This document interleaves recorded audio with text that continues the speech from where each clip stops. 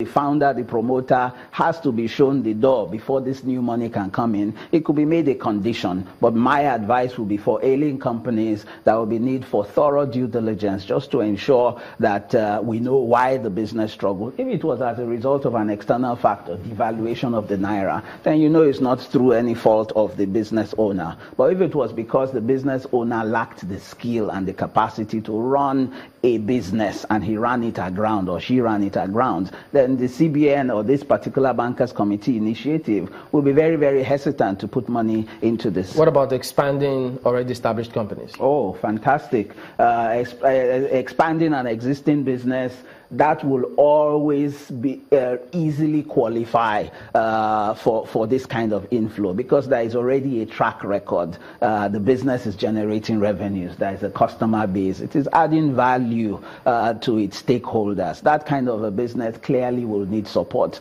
just as a brand new business who is meeting a particular need or solving a particular problem can also access funding. You highlighted a little part of this when you said that access to some of this credit was tough because they gave tough collateral, and now that doesn't exist with this particular fund. But does that then mean that they will easily access this fund domiciled in the CBN? My sense is the pool of funds we're talking about is not sufficient to cover 25 billion.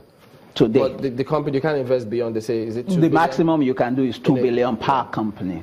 My sense is the entire pool of 25 billion is a drop in the ocean. It's next to nothing.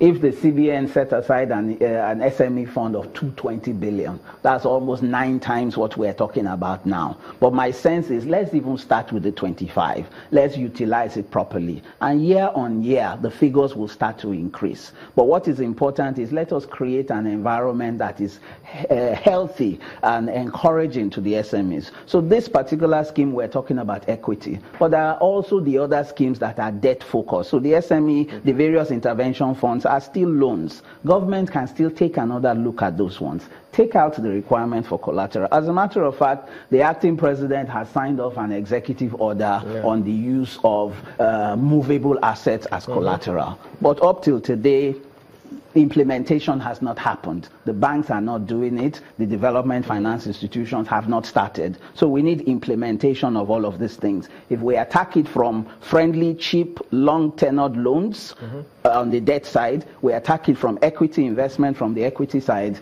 then potentially we can turn this nation around. Okay, we'll go to break. I was having a good lesson, but don't worry. We'll be back in a moment. Don't go away.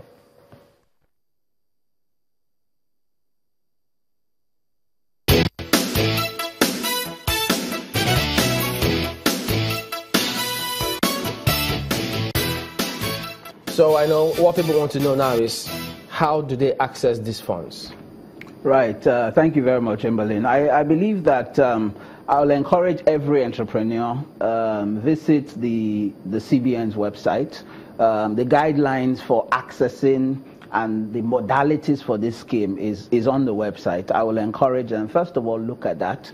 Then thereafter, look for ways of ensuring that you put together a credible business. If you're already in business, look for ways of enhancing your knowledge and your skills. Start keeping proper records. So if you are a business, you must have proper financial records so that when you go to the bank and say, bank, I want to access this scheme, the bank will ask you for some documentation, something to show where you are coming from, what you have done. Show me your financial statements. Show me evidence that you've been paying taxes. Show me evidence that you have capacity in this sector that you say you want people, this money is to come and seed your business. So there are going to be questions. So what I will say is SMEs prepare properly, all right? Ensure that you have run a business for a while, or if it is a startup, ensure that you put together a well-articulated business plan that shows who you are, where you are coming from, what this business seeks to do, and how you will do it, so that the banks can then take a look at it and be sure that indeed there is a strong likelihood that this business can work, and then you may become an eligible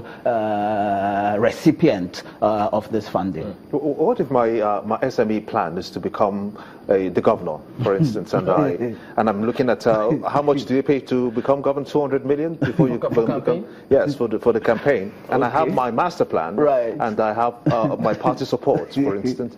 Right. Can I play with your scheme? I seriously doubt it because the first thing is, will you pass the due diligence test? So they will look at your plan and they say you want 200 million for what? To become governor of state X. How will you repay this money at the end of 10 years? It's a risky venture. God help him. If he says you want to dip his hands in the treasury, exactly, then you will go for AFCC afterwards. So this is clearly not for politics. It is not for politics and politicians, I'm afraid. Well, that's a good place to anchor. Biorotimi, business market analyst and also a consultant. Thank you for coming on this morning. A pleasure. So go ahead and try and access that funds if you really do need it. That's the show today. Thank you for watching. We'll be back tomorrow. I'm Chamberlain Usop. Thanks for watching. I'm Gemba Umar. Thank you. I'm Maokwe Ogun.